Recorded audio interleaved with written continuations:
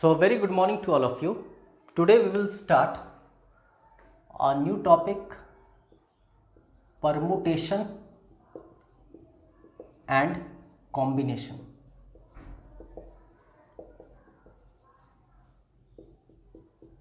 This is a very important topic for your JSSC examination. Okay Jharkhand SSC के लिए ये बहुत इंपॉर्टेंट है, as well as useful for your IBPS PO, और ख़ास तौर पे अगर स्टेट बैंक ऑफ इंडिया के PO के एग्ज़ाम की बात करें, मतलब SBI PO की बात करें, तो परमुटेशन, कॉम्बिनेशन, इनफैक्ट प्रोबेबिलिटी, ये तीनों एक बहुत इंपॉर्टेंट रोल प्ले करता है. खैर, this is a very a type of chapter की अगर आपको कंसेप्ट है परमुटेशन कॉम्बिनेशन का, तो सवाल बनाने में हार्डली 30 से 40 सेकंड या 1 मिनट एट वेरी वर्स्ट लगेगा. And if you don't have any concept over permutation and combination, this is next to impossible to solve particular question. मतलब आप सवाल नॉर्मल अपने अभियोग्यता से नहीं बना सकते हो if you are not having good concept over permutation combination. Okay, permutation का बेसिक मतलब आप रिलेट कर सकते हो अरेंजमेंट से, और कॉम्बिनेशन को रिलेट कर सकते हो सिलेक्शन से. This is the very basic difference. I mean to say कि क्वेश्चन में सबसे पहले ये क्लियर नहीं हो पाता है कि whether this question is of permutation और कॉम्बिनेशन. तो हम लोगों का सबसे पहला एजेंडा ये होगा कि फ़र्क को समझना कि परमुटेशन और कॉम्बिनेशन में बेसिकली फ़र्क क्या होता है. तो परमुटेशन को आप रिलेट कर सकते हो अरेंजमेंट से, और कॉम्बिनेशन को रिलेट कर सकते हो सिलेक्शन से. विल टेक वन एग्जाम्पल, और उस एग्जाम्पल से हम लोग कोशिश करेंगे इसके डिफरेंस को समझने का. जैसे A, B और C, लेट अस सपोज ये 3 लेटर्स हैं. Okay, late us suppose 3 alphabets हैं. एक तरफ हम लोग बात करेंगे अरेंज करने का, और एक तरफ बात करेंगे सेलेक्ट करने का. लेट अस सपोज एनी 2, मतलब इन 3 में से हम किसी 2 को सजाने वाले हैं. और यहां पर भी लेट अस सपोज एनी 2. आई होप आपको शब्द का फर्क समझ में आ रहा होगा कि बाईं तरफ हम बेसिकली अरेंजमेंट की बात कर रहे हैं, परमुटेशन की बात कर रहे हैं, मतलब सजावट की बात कर रहे हैं, और दाहिनी तरफ हम सिलेक्शन की बात कर रहे हैं, चुनाव की बात कर रहे हैं. ओके, हम यहाँ पर अज्यूम कर रखे हैं कि 3 में से किसी 2 को सजाना है, और यहाँ हम कह रहे हैं 3 में से किसी 2 को चुनना है.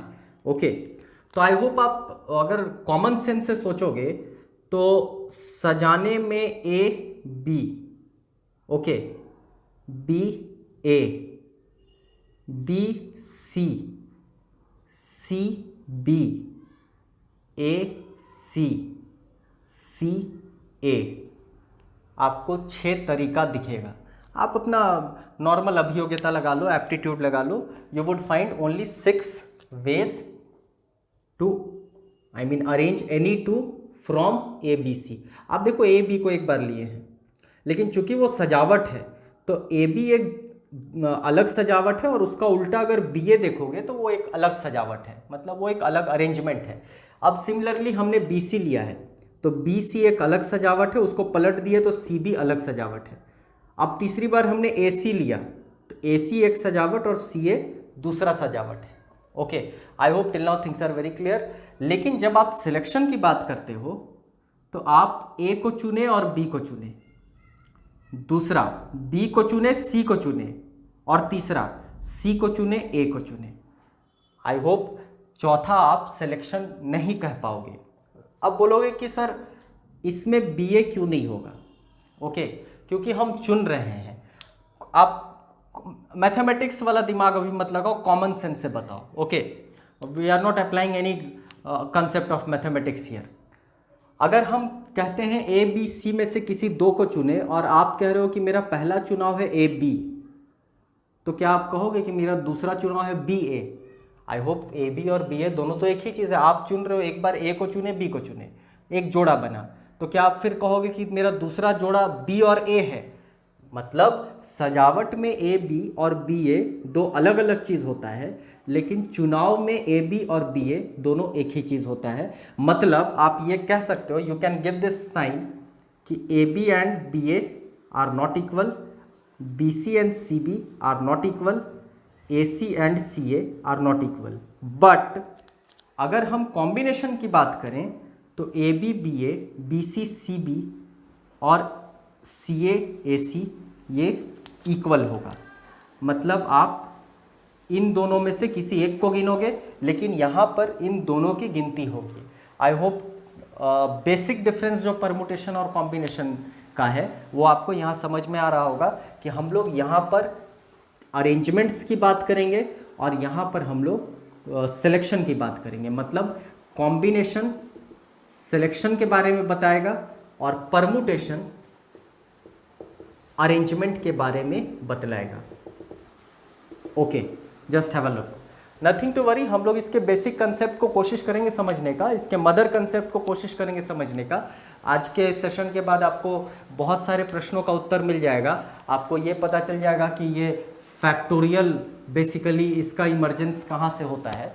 Okay, I hope n factorial इससे पहले आप जान रहे होंगे कि n into n minus one into n minus two into n minus three so on to 1। आसान शब्दों में 5 फैक्टोरियल का मतलब 5 गुना 4 गुना 3 गुना 2 गुना 1।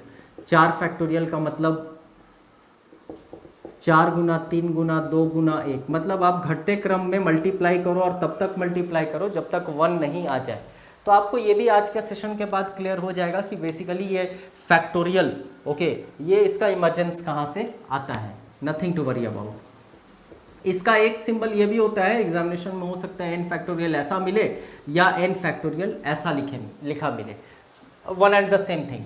ओके, तो this is the basic difference between permutation and combination. मतलब अरेंजमेंट्स के बारे में हम लोग परमुटेशन में बात करेंगे, कॉम्बिनेशन बेसिकली सिलेक्शन के बारे में बतलाएगा। ओके, अब हर एक चैप्टर का एक मदर कंसेप्ट होता है।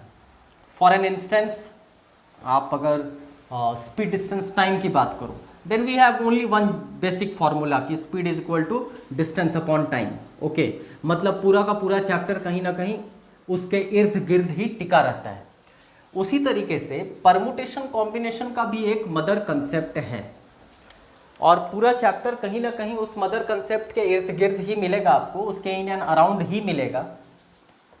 In fact there are n number of questions जो इस मदर कंसेप्ट से ही बन जाते हैं। No need to apply any kind of formula और लाइक दैट। इसके मदर कंसेप्ट को कहा जाता है फंडामेंटल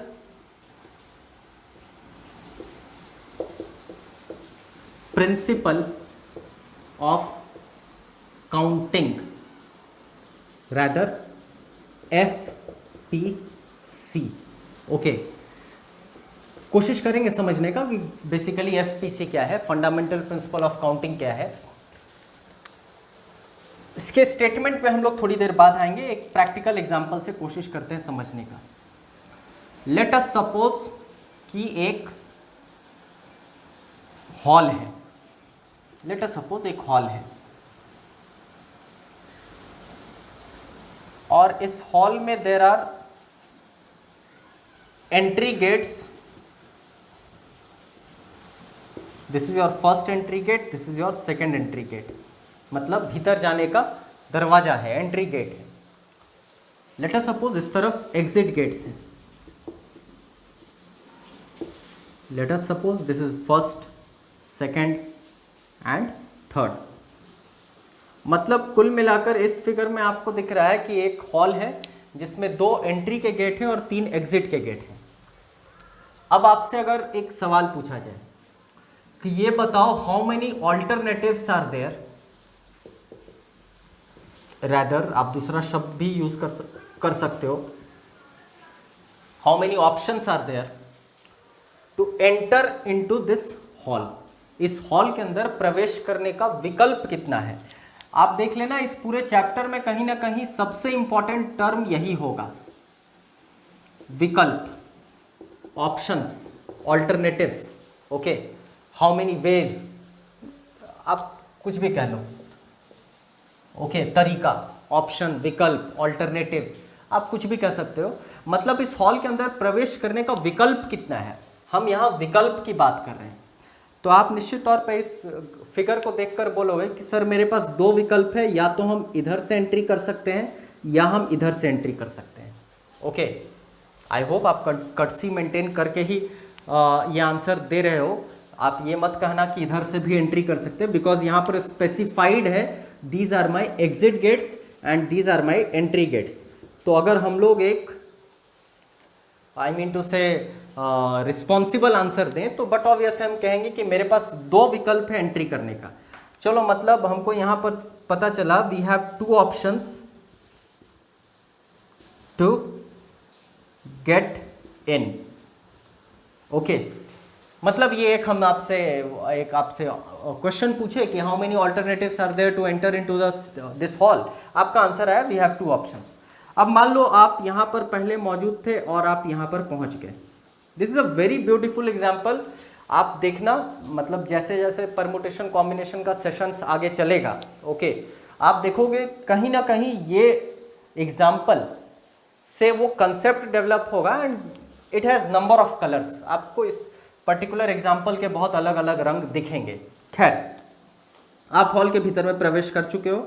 अब मेरा दूसरा सवाल आपके पास आता है और हम आपसे कहते हैं कि ये बताओ हॉल से बाहर निकलने का विकल्प कितना है। फिर से हमने शब्द का प्रयोग किया विकल्प, मतलब हॉल से बाहर निकलने का तरीका कितना है। आप हॉल के अंदर मौजूद थे, बट ऑब्वियसली आपका आंसर होगा I have 3 options to get out. Okay, मतलब आपके पास 3 विकल्प है हॉल से बाहर निकलने का।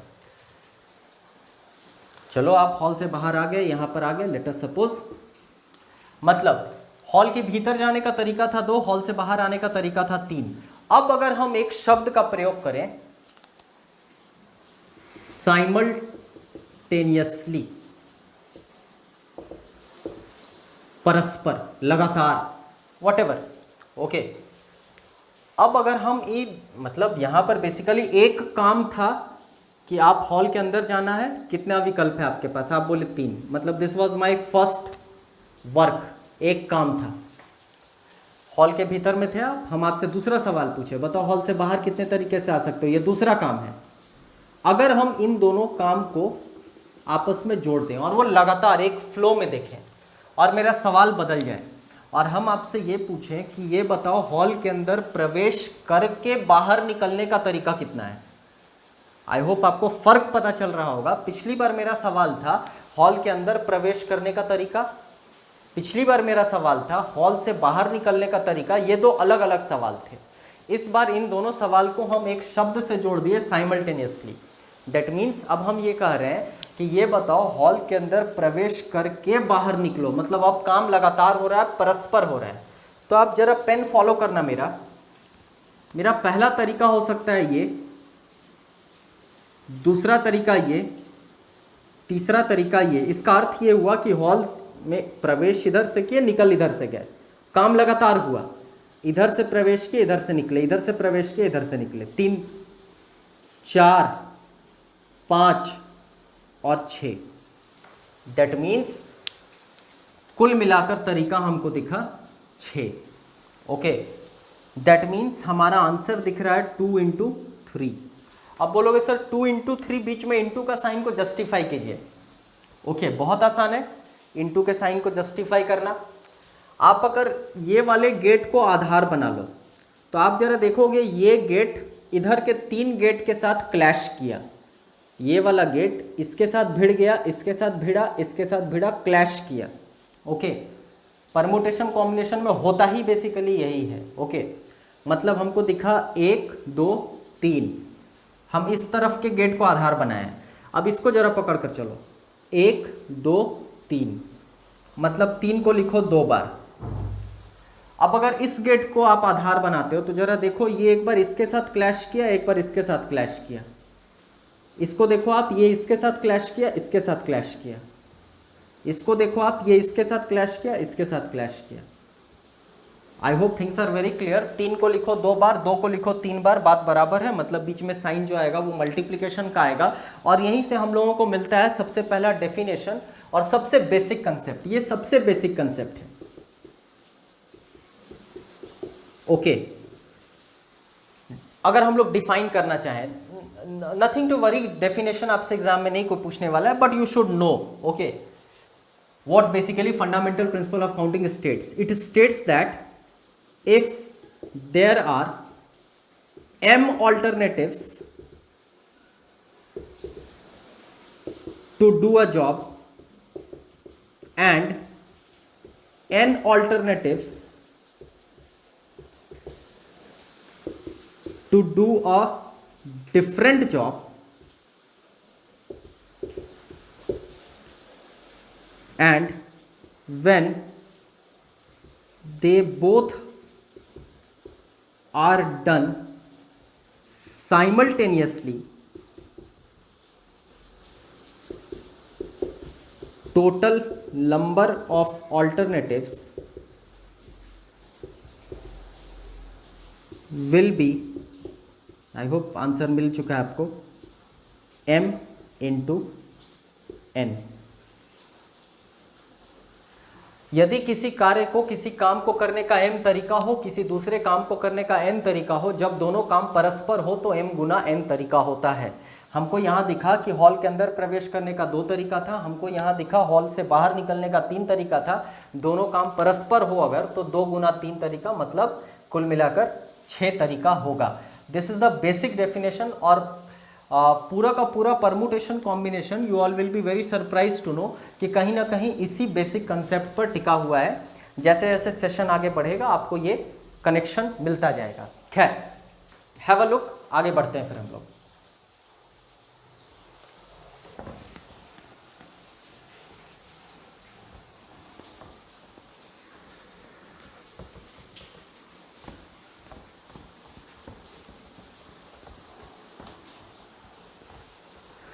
आई रिपीट कि ये एक ऐसा चैप्टर है जिसमें concept is very important. Reason behind कि you can not calculate, you have to believe your concept.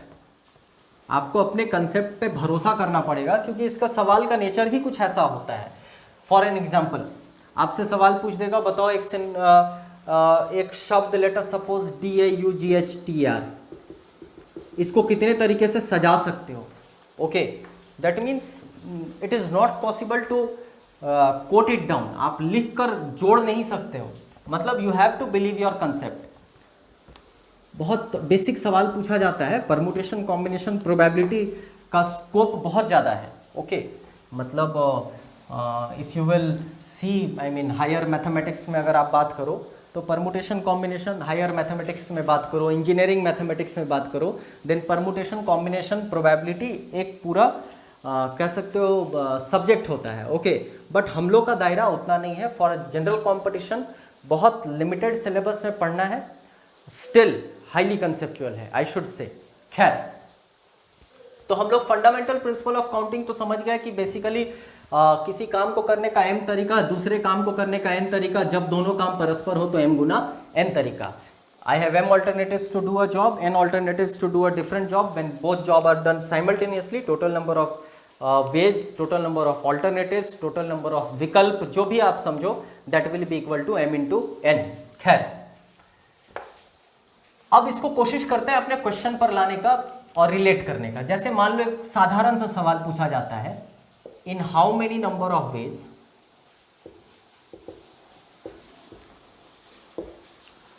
let us suppose 3 person may be seated on 6 chairs. एकदम बेसिक सवाल.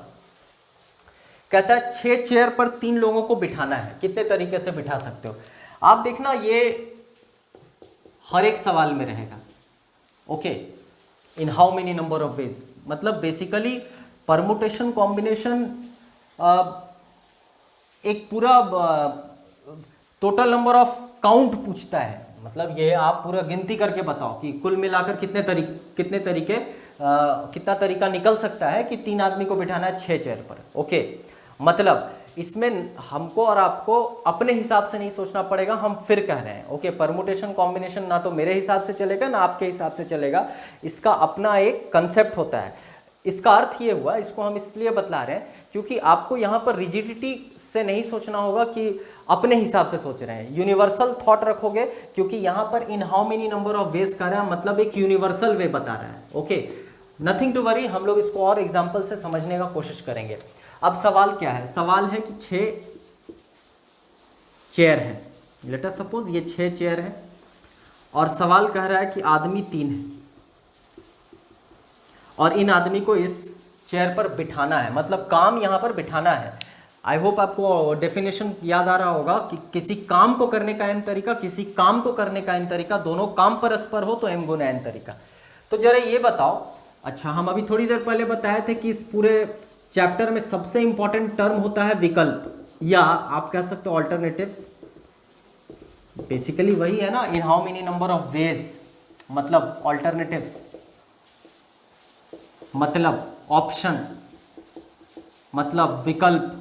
कितना विकल्प है कि 3 आदमी को 6 कुर्सी पर बिठाया जा सके।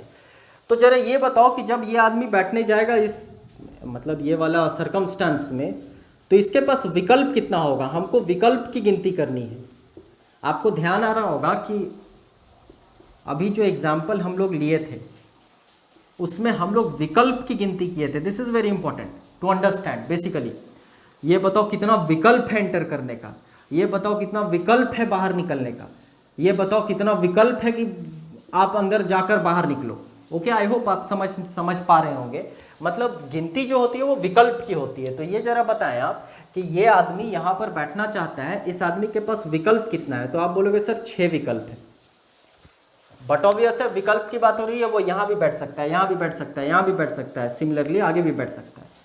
लेकिन जब हम दूसरे आदमी पर आते हैं और कहते हैं कि इसके पास विकल्प कितना है, तो काम तो लगातार हो रहा है, फ्लो में हो रहा है। पहले ये जाकर बैठा, फिर ये बैठने जा रहा है। ओके, मतलब इसके पास 5 विकल्प है। अब ये 5 क्यों? क्योंकि एक सीट तो जो पहला व्यक्ति गया था बैठने के लिए वो तो ऑक्यूपाई कर चुका होगा, और मैथ्स ऐसा अज्यूम करके चल रहा है कि गोद में नहीं जाकर बैठ जाएगा, मतलब उसको एक अपना सीट चाहिए। ओके, मतलब ये दूसरा आदमी गया तो उसको 5 विकल्प मिला, जब तीसरा आदमी गया तो उसको 4 विकल्प मिला। आई होप आप समझ पा रहे होंगे। फंडामेंटल प्रिंसिपल ऑफ काउंटिंग कहता है किसी काम को करने का एम तरीका, दूसरे काम को करने का एन तरीका, तीसरे काम को करने का ओ तरीका, चौथे काम को करने का पी तरीका, मतलब सबके बीच में मल्टीप्लीकेशन का साइन ले आओ। जो सबसे इंपॉर्टेंट पार्ट है दिस साइन ऑफ मल्टीप्लीकेशन, मतलब पहला गया 6 विकल्प, दूसरा गया 5 विकल्प, तीसरा गया 4 विकल्प, तीनों काम लगातार हुआ, मतलब 6 गुना 5 गुना 4, that means 120 ways. I hope आपको समझ में आ रहा होगा। Just have a look on it. Okay, मतलब now you are at a stage कि आपको समझ आए कि बेसिकली फैक्टोरियल कहां से निकल कर आता है, फंडामेंटल प्रिंसिपल ऑफ काउंटिंग से क्या रिलेशन है फैक्टोरियल का। ओके, और आपको यहां पर दिखेगा ब्यूटी ऑफ मैथमेटिक्स। अब अगर सवाल कहता है ये बताओ 6 आदमी को 6 सीट पर बिठाना है, सीट 6, आदमी भी 6,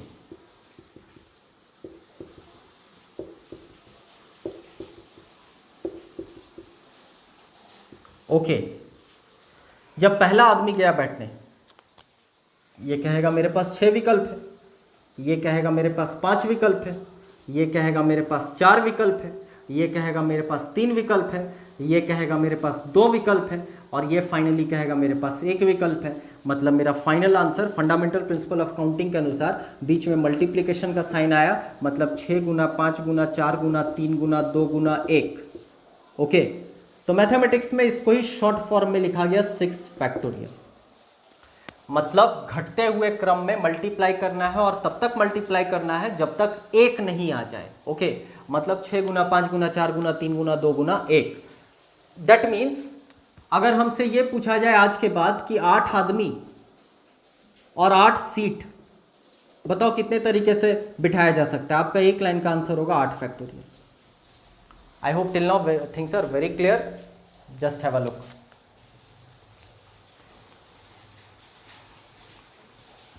ओके, तो इस तरह के तो बेसिक सवाल एग्जाम में आते ही हैं। स्टिल हम लोग कोशिश करेंगे फंडामेंटल प्रिंसिपल ऑफ काउंटिंग को और रिलेट करने का और कुछ एग्जाम ओरिएंटेड क्वेश्चन पे आने का।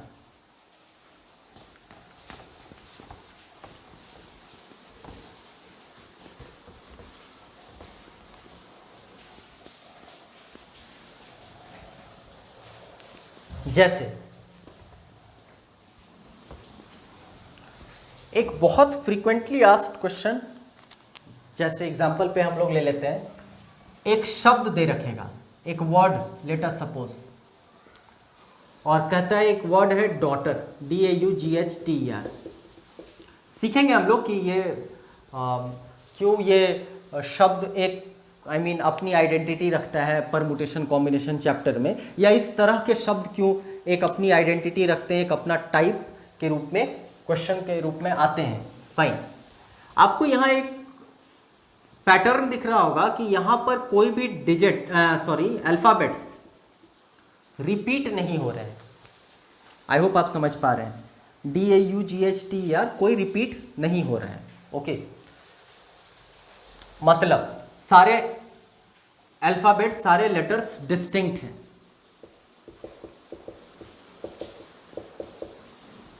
अब एक एकदम बेसिक सवाल पूछा जाता है, इन how many number of ways the word daughter can be arranged. हम लोग अभी परमुटेशन कॉम्बिनेशन के बारे में बात नहीं कर रहे हैं, अभी हम लोग basic concept fundamental principle of counting के बारे में बात कर रहे हैं। बाद में हम लोग सीखेंगे कि बेसिकली परमुटेशन में एक फॉर्मूला आता है NPR का, और कॉम्बिनेशन में आता है NCR का, उस पर हम लोग बाद में चर्चा करेंगे। अभी बेसिक कंसेप्ट से ही कोशिश कर रहे हैं फंडामेंटल प्रिंसिपल ऑफ काउंटिंग से ही रिलेट करने का सवाल को। खैर, सवाल कहा कि एक शब्द डॉटर है, इसको कितने तरीके से सजाया जा सकता है। हमको यहां पर दिख रहा है there are 8 seats and there are 8 distinct person। ये एकदम पिछले सवाल के माफिक है। जैसे हम लोग पिछले सवाल में देखे थे 8 आदमी को 8 कुर्सी पर बिठाना है, तो यहां पर आप लॉजिकली सोचो तो यहां पर 1 2 3 4 5 6 7 8 आदमी और ये 8 सीट। अब बोलोगे सर ये 8 सीट साइमल्टेनियस है, ऐसा हम कैसे बता सकते हैं। ओके, तो आप रोमन स्क्रिप्ट में जानते होंगे कि जब भी कोई वर्ड लिखा जाता है तो वो लगातार लिखा जाता है। इसका अर्थ ये हुआ कि आप D यहाँ, A यहाँ, U यहाँ, G यहाँ, H यहाँ, T यहाँ, E यहाँ, R यहाँ ऐसे नहीं लिखते हो, मतलब वो एक फ्लो में होता है। अब अगर आपसे पूछा जाए कि क्या सब के लिए डिस्टिंक्ट सीट्स होते हैं, ओके, तो बट ऑब्वियस है, आप डॉटर शब्द को ऐसे भी नहीं लिखते हो कि डी लिखे उसके ऊपर ए, उसके ऊपर यू, उसके ऊपर जी, उसके ऊपर एच। ओके, आई होप वो हड़प्पन सिविलाइजेशन वाला स्क्रिप्ट हम लोग का नहीं है जो आज तक डिसाइफर नहीं हो पाया है। ओके, खैर,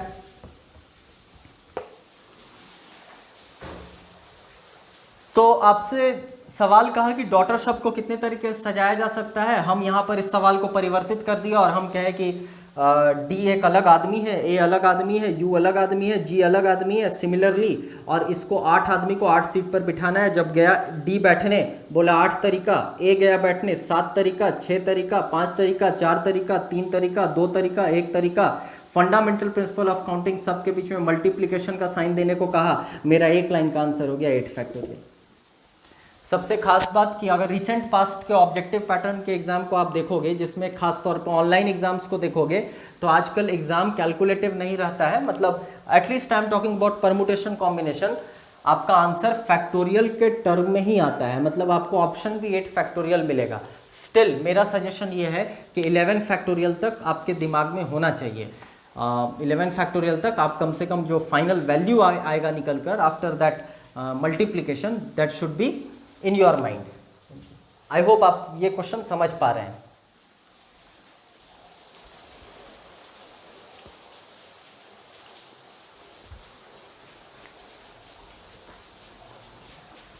ओके, अब मान लो इसी सवाल में एक कंडीशन लगा देता। इस सवाल में कहता है इन how many number of ways the word daughter can be arranged, full stop हटाकर कहता such that it starts with D. मतलब यहां पर एक कंस्ट्रेंट लगा दिया गया है, एक लिमिटेशंस लगा दिया गया है। कोशिश करना समझने का। मतलब ये 8 सीट था, 8 आदमी भी है, ये सब आदमी का चेहरा अलग है एक दूसरे से। आई होप अभी हम लोग बात किए थे कि डिस्टिंक्ट है। आई होप ये खासियत समझ आ रही होगी आपको इस पर्टिकुलर वर्ड की। रिपीटेशन पर भी हम लोग बात करेंगे, आगे के सेशन में उस पर हम लोग बात करेंगे। तो अब एज पर योर क्वेश्चन, आपके सवाल के अनुसार ये डी के पास एक ही विकल्प है। पूरे पूरे चैप्टर में हम लोग केवल इसकी ही बात करेंगे। फिर से हम बार बार कह रहे हैं, रिपीट कर रहे हैं कि you have to understand this concept कि हम लोग बेसिकली विकल्प की ही बात करेंगे, ऑल्टरनेटिव्स की ही बात करेंगे। मतलब इस सवाल में अगर आपसे पूछा जाए जरा बताओ डी के पास कितना ऑल्टरनेटिव है, तो आप बोलोगे सर डी के पास एकमात्र ऑल्टरनेटिव है यहाँ बैठने का, पहले स्थान पर। क्योंकि सवाल कहता है कि आप कितने तरीके से डॉटर शब्द को सजा सकते हो कि इसकी शुरुआत हमेशा डी से हो। मतलब इसने कंस्ट्रेंट लगा दिया है कि तुमको तो यहीं पर बैठना है। लेकिन जब ए से पूछोगे कि कहाँ बैठोगे, तो वो कहेगा मेरे पास तो ये सब विकल्प खाली है। ओके, मतलब ये सारे ऑल्टरनेटिव्स मेरे लिए अवेलेबल है। मतलब I have 7 options to get seated. Okay, यू के पास एक खत्म हो चुका है विकल्प, जो ए बैठ चुका है। मतलब यू के पास मात्र 6, जी 5, 4, 3, 2, 1। आई होप आप समझ पा रहे हैं 7 फैक्टोरियल। दैट मीन्स आज के बाद इस पैटर्न पर अगर सवाल मिलता है, आई डोंट थिंक कि 10 सेकेंड से ज़्यादा आपको इस क्वेश्चन को बनाने में लगेगा। खैर, सवाल यहां पर रुकता नहीं है। अब क्वेश्चन कहता है इन how many number of ways the word daughter can be arrange such that it starts with D, full stop हटाकर कहता है एंड एंड्स विथ आर। मतलब इस बार आर को भी उसने आर पर भी कंस्ट्रेंट लगा दिया, लिमिटेशन लगा दिया। चलो आई होप आप समझ पा रहे होंगे। ये रहा DAUGHTER। जब डी से पूछे कितना विकल्प है, तो बोला एक विकल्प है। जब आर से पूछे कितना विकल्प है, बोला एक विकल्प है। डी यहीं बैठ सकता है और आर जब बैठेगा यहां बैठेगा। Okay, I should give a disclaimer कि ये सारे सवाल फॉर्मूला से भी बनते हैं। ओके, जो बेसिक फॉर्मूला NPR और NCR होता है, जो आज तक आप 11-12 में पढ़कर आए होंगे। NPR factorial N factorial N minus R, और NCR is equal to factorial N factorial R factorial N minus R। लेकिन I am just trying to give you a concept, क्योंकि कंपटीशन का लेवल आजकल बहुत हाई हो गया है, at least for permutation combination probability. आप SBI PO के सवाल को देखोगे, you all will be highly shocked. In fact अगर परमुटेशन कॉम्बिनेशन प्रोबेबिलिटी के आप कैट मैट जैट के लेवल के क्वेश्चन को देखोगे, you all will be very surprise until unless you are having good concept over permutation fundamental principle of counting, आप ये formula से सवाल नहीं बना पाओगे, आई कैन अश्योर यू। खैर, ये आपको आज सेशंस जब आगे बढ़ेगा तो ये समझ आएगा। जब गया डी बैठने उसके पास विकल्प 1, जब गया आर बैठने उसके पास विकल्प 1। लेकिन जब ए गया, मतलब ये और ये फिक्स हो चुका है, इसको अब इसकी गिनती नहीं करनी है। जब ए गया तो देखा 1, 2, 3, 4, 5, 6, मतलब 6 तरीका है। जब यू गया बोला 5 तरीका, 4 तरीका, 3 तरीका, 2 तरीका, 1 तरीका, मतलब आंसर 6 फैक्टोरियल। कितना आसान है। मतलब अगर इसी पैटर्न पर सवाल अगर भविष्य में आपसे एग्जाम में पूछा जाता है, आपको बस ये देखना है कि शुरुआत डी से इसको फिक्स कर दिए, अंत आर से इसको फिक्स कर दिए। अब कितना, 1, 2, 3, 4, 5, 6, मतलब ये 6 स्वतंत्र है, ये 6 पूरी तरह से फ्री है, आपस में ये रोटेट कर सकता है, कोई कहीं भी बैठ सकता है। अब आपको ये बस वेरीफाई करना है कि आदमी कितना, सीट कितना, जो पहला सवाल हम लोग लेकर चले थे। मतलब यहाँ जगह 1, 2, 3, 4, 5, 6, मतलब जो सीट्स है वो 6 है, और जो पर्सन इन्वॉल्व, यहाँ पर अल्फाबेट को हम पर्सन अज्यूम कर लिए हैं, तो बोले 1, 2, 3, 4, 5, 6, 6 आदमी 6 सीट। आप भली भांति जानते हो आंसर 6 फैक्टोरियल होगा। Okay, take a look. आगे बढ़ते हैं हम लोग।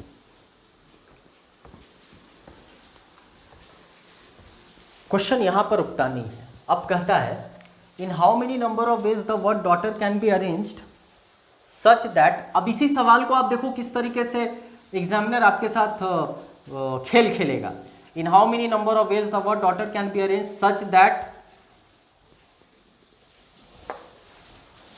एंड लेटर्स आर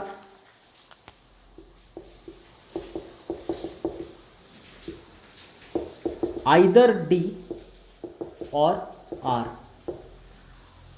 अब यहां पर थोड़ी परेशानी हो गई। ये DAUGHTER शब्द दे रखा है 1 2 3 4 5 6 7 8, सबको अपना अपना वेकेंट डिस्टिंक्ट सीट चाहिए। ओके, अब यहां पर डी और आर को रिलेट तो किया है सवाल, लेकिन कॉमन सेंस लगा लो आप, तो थोड़ा सा रिलीव कर दिया है। ओके, मतलब थोड़ा सा जो पिछली बार स्ट्रिक्ट था कि देखो डी तुम यहीं बैठना, देखो आर तुम यहीं बैठना, मतलब पहले पोजीशन और अंतिम पोजीशन पे, इस बार थोड़ा रिलैक्सेशन किया है सवाल। ओके, पिछले सवाल का ये रिलैक्स्ड वर्जन है। अब कहता है तुम लोग यहां पर बैठना, एंड लेटर्स डी और आर होगा, लेकिन ये नहीं श्योर किया है कि डी यहां या डी यहां, ये नहीं श्योर किया आर यहां या आर यहां। मतलब इन दोनों के लिए एक अलग कहानी चल रही है और इस 6 के लिए एक अलग कहानी चल रही है। इस 6 की बात की जाए तो इसके लिए ये वाला लोकेशन है, और अगर ये डी और आर के बारे में बात किया जाए, आई एम वेरी सॉरी, एक और इंक्लूड होगा इसमें, like this. I hope now it is very clear. 1 2 3 4 5 and 6। Okay, this is your like this.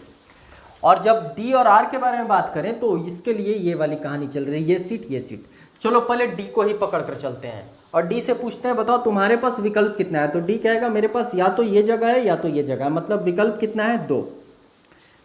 Are से पूछते हैं अब बताओ तुम्हारे पास कितना विकल्प है, डी के बाद हार गया है बैठने के लिए, तो आर कहेगा सर मेरे पास तो एक ही विकल्प है क्योंकि एक स्थान तो डी ले रखा है। ओके, चलो इसकी कहानी तो हो गई, ये एक अलग काम है। अब यहां पर AUGHTE के बारे में बोलते हैं। ए से पूछते हैं विकल्प कितना, बोला 6, U 5 4 3 2 1, मतलब 6 5 4 3 2 1। शॉर्ट में लिखते हैं, बोलते हैं ये 2 फैक्टोरियल और ये 6 factorial. This is your answer, this is your final answer. Okay, मतलब आपको ये देखना था डी और आर, आदमी 2 सीट 2, 2 फैक्टोरियल, आदमी 6 सीट 6, 6 फैक्टोरियल। ओके, मतलब मेरा आंसर फाइनल होगा 2 फैक्टोरियल गुना 6 फैक्टोरियल। क्यों? क्योंकि फंडामेंटल प्रिंसिपल ऑफ काउंटिंग बार बार बीच में मल्टीप्लिकेशन के साइन के बारे में बतलाता है, जिस पर हम लोग चर्चा कर चुके हैं। खास बात, इसका आंसर 12 फैक्टोरियल मत लिख देना आप। ओके, आई होप आपको यहीं पर दिख रहा होगा 6 5 4 3 2 1 अलग हो गया, 2 into 1 2 फैक्टोरियल कुछ ऐसा हुआ। 12 factorial is something 12 into 11 into 10 so on to 1। I hope ये और ये मैच नहीं करेगा। मतलब बॉडमास के नियम फैक्टोरियल्स पर एप्लीकेबल नहीं होते हैं। आज के बाद अगर 6 फैक्टोरियल गुना 3 फैक्टोरियल रहे तो ये 18 फैक्टोरियल आप नहीं लिख दोगे, और 10 फैक्टोरियल बटा 2 फैक्टोरियल रहे तो इसको काट के 5 फैक्टोरियल मत कर देना। ओके, मतलब बॉडमास के नियम जो होते हैं, बॉडमास, आई होप आप बॉडमास शब्द से वाकिफ हो। ओके, तो बॉडमास के नियम फैक्टोरियल्स पर एप्लीकेबल नहीं होते हैं। खैर, विल ट्राई की और भी क्वेश्चन इस पर देखें।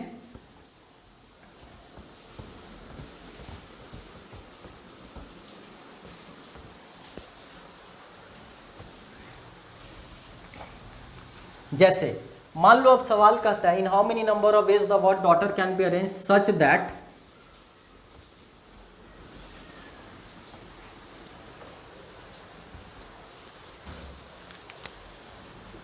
vowels are always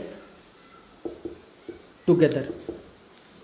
ओके, अब यहां पर क्वेश्चन थोड़ा सा कॉम्प्लेक्स बन जाता है। अब कहता है कि डॉटर शब्द को कितने तरीके से सजाया जा सकता है कि सारे स्वर एक साथ हों। अब पहले तो हमको ये वेरीफाई करना है कि इस क्वेश्चन में स्वर हैं कितने। तो DGHTR कॉन्सोनेंट्स हो गए, AUE वॉवेल्स हो गए। ओके, बेसिकली यहाँ पर A U ई वॉवेल हो गया स्वर, और D G H T R आपके कॉन्सोनेंट्स हो गए। मतलब I have 5 consonants and I have 3 vowels. Okay, सवाल का है तीनों स्वर एक साथ हों। ये नहीं कह रहा है कि कौन किसके बाजू में होगा, मतलब ये क्वेश्चन नहीं कहा है कि ए के बाजू में यू के बाजू में ई के बाजू में ए, ऐसा कुछ नहीं कह रहा है। बस कहा कि सारे स्वर एक जैसे हों, एक साथ हों। ओके, अब थोड़ा सा आप इसको विजुअलाइज कर सकते हो। लेट अस सपोज यहाँ पर फर्स्ट रो में 8 आदमी बैठा हुआ है, 8 स्टूडेंट बैठे हुए हैं। लेट अस सपोज डी बैठा है, ए बैठा है, यू बैठा है, जी बैठा है, एच टी ई आर। अब उसमें कुछ एक खास पैटर्न ऐसा हो कि ए यू ई ये तीनों लेटर सपोज फ्रेंड्स हैं, जब बैठते हैं तो साथ बैठते हैं। ओके, हो सकता है ए यू ई यहाँ पर बैठ जाए शुरुआत वाले पोजीशन में, या हो सकता है बीच में बैठ जाए, हो सकता है सबसे उस तरफ बैठ जाए, या डी और जी के बीच में बैठ जाए, कुछ भी हो सकता है। लेकिन खास पैटर्न ये है कि ए यू ई जो 3 फ्रेंड्स हैं वो जब बैठेंगे एक ही स्थान पर बैठेंगे। अच्छा, उन तीनों में ये लिमिटेशन नहीं है कि ए के बाजू में यू के बाजू में ई। तीनों दोस्त हैं, वो तीनों आपस में अपना पोजीशन चेंज कर सकते हैं, लेकिन जब बैठेंगे साथ बैठेंगे। सवाल बन गया। आप अगर ये लॉजिक समझ पा रहे हो तो कुछ नहीं करना है, गठबंधन करवा दो इन तीनों का, अलायंस करवा दो इन तीनों का। वो तीनों दोस्त है, तीनों फ्रेंड्स है, जब जाएगा एक साथ जाएगा, क्योंकि आपका सवाल ऐसा कह रहा है वॉवेल्स आर ऑलवेज टुगेदर। तो जो क्वेश्चन कहा उसको हम यहाँ पर अप्लाई कर देते हैं। यहाँ पर हम बेसिकली इन तीनों का अलायंस करवा दिए, इन तीनों को आपस में गठबंधन करवा दिए, और इसको हम एक लेटर अज्यूम कर लिए, क्योंकि अब हम जब देखेंगे उसको तो एक ही निगाह से देखेंगे, वो तीनों को हम एक पकड़ कर चलेंगे। तो मेरा सवाल बदल गया। अब मेरा सवाल D G H T R x बन गया। लेट अस सपोज इसको हम एक्स के रूप में देख रहे हैं। ओके, अच्छा जरा बताओ, अब 1 2 3 4 5 6 आदमी 6 सीट। आप बोलोगे आंसर सर 6 फैक्टोरियल होगा। ओके, लेकिन ये 6 फैक्टोरियल जो आंसर आया होगा उसमें आप देख रहे होंगे ये x हो सकता है यहाँ हो, ये x यहाँ पर हो, ये x यहाँ पर हो। x का अर्थ ए यू ई है, मतलब ये पूरा यहाँ आ सकता है, ये पूरा यहाँ आ सकता है, ये पूरा यहाँ आ सकता है। ऐसा बहुत सारा तरीका निकल कर आ सकता है। 6 फैक्टोरियल एक बहुत बड़ा नंबर होता है। आई होप आप समझ पा रहे हैं। 6 गुना 5 गुना 4 गुना 3 गुना 2 गुना 1। ओके, मतलब 24 120 720 720 तरीका यहाँ पर आपको दिख रहा है। तो 720 तरीके से लिखना संभव नहीं है, लेकिन कम से कम मतलब मोटी बात आप ये समझ ज़रूर पा रहे होंगे कि ये ए यू ई कभी यहाँ है, कभी यहाँ है, कभी यहाँ है, कभी शुरुआत वाले स्थान पर है। इस तरीके से 720 तरीका हमको दिख गया। ओके, लेकिन this is not my final answer. अब बोलोगे सर ऐसा क्यों? क्योंकि सवाल ने ये नहीं कह रखा था कि देखो ए के बाजू में यू और यू के बाजू में ई।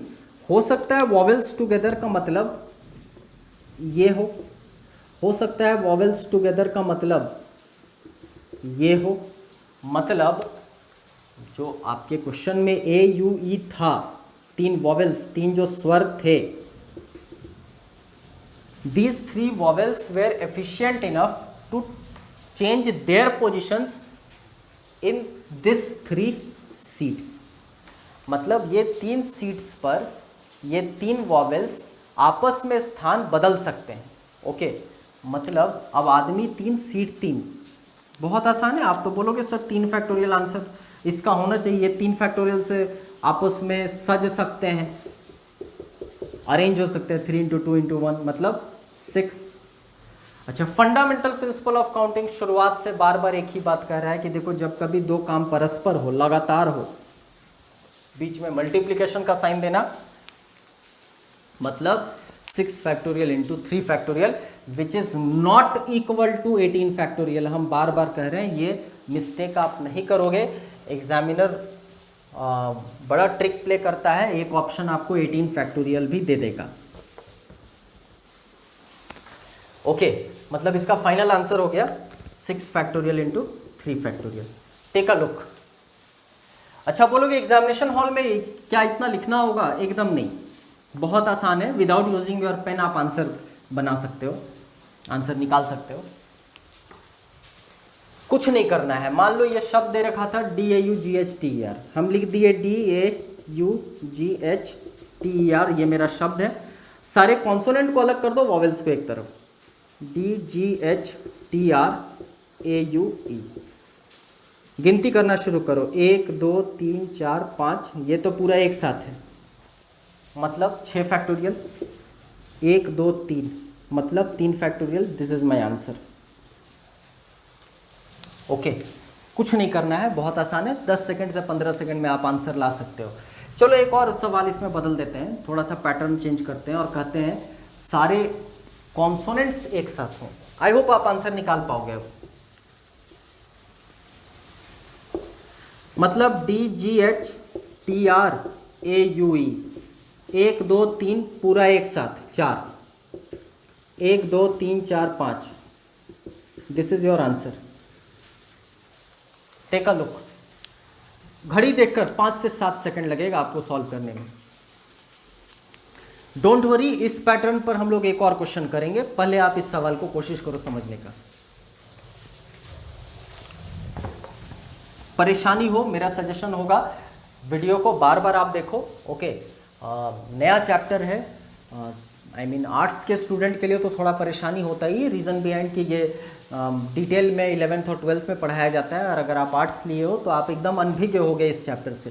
Still nothing to worry, let us suppose एक और सवाल इसमें एक और लेवल हाई करते हैं और कहते हैं इन how many number of ways the word daughter can be arrange such that vowels as well as consonants are always together। मतलब दोनों कंडीशन को एक साथ मिला दिया जाए कि कितने तरीके से डॉटर शब्द को सजाया जा सकता है कि सारे कॉन्सोनेंट एक साथ हों और सारे स्वर एक साथ हो, वॉवेल्स एक साथ हो।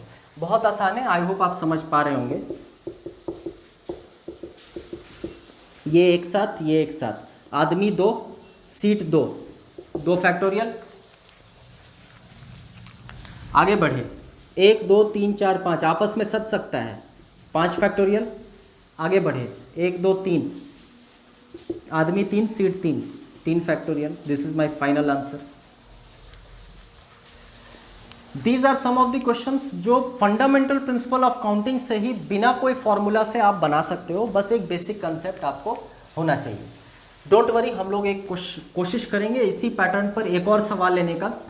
एग्जाम में आया हुआ सवाल है, कोई भी बेसिक बुक अगर आप फॉलो करते हो, I mean from very old RS Agarwal to very new SD Yadav, और you may take any book, Arihant publication, quicker में fast track Arihant, okay, Rakesh Yadav publication, कोई भी बुक आप ले लो, ओके, आपको इस तरह के सवाल उसमें मिलेंगे।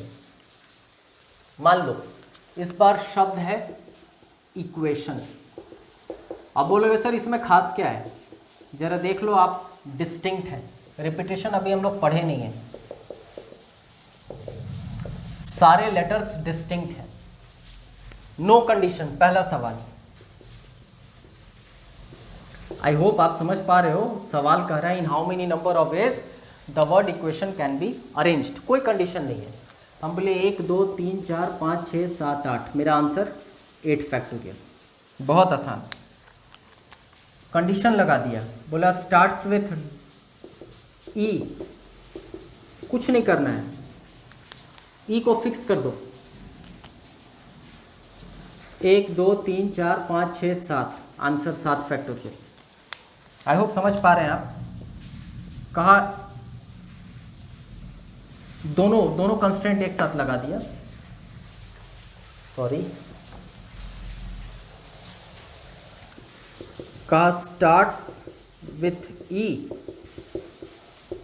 एंड्स विथ एन, ओके, कुछ नहीं करना है, सवाल बनाना सीखो आप। ये फिक्स है, ये फिक्स है, भूल जाओ उसको। 1 2 3 4 5 6, आंसर 6 फैक्टोरियल। चौथा कंडीशन, एंड लेटर्स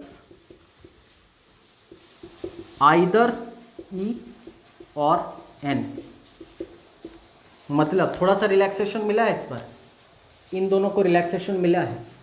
1 1 2 3 4 5 6, 1 2, दो अलग अलग कहानी चल रही थी। Final answer. ओके, पांचवा सवाल, वॉवेल्स टुगेदर। कुछ नहीं करना है, Q T N A U A E I O U, आप देख पा रहे होंगे A E I O U, पांचों वॉवेल इसमें है, और उसके अलावा Q T N। बहुत आसान है, वॉवेल्स टुगेदर कहा है। सवाल बन चुका है 1 2 3 पूरा एक साथ, 4 फैक्टोरियल 1 2 3 4 5, 5 फैक्टोरियल, बीच में मल्टीप्लिकेशन का साइन। अगला सवाल बनता है कॉन्सोनेंट्स टुगेदर। ओके, इसी से बन जाएगा, नथिंग टू वरी। इस बार कुछ सवाल ऐसा है, कुछ गिनती इस तरीके से करना है, 1 2 3 4 5 एक साथ, 6 फैक्टोरियल 1 2 3, आंसर है ये। सातवां सवाल, consonants as well as vowels together. कुछ नहीं करना है, बहुत आसान, ये ऐसा है, 1 1 2 factorial 1 2 3, 3 factorial 1 2 3 4 5, 5 factorial. This is your final answer. Take a look.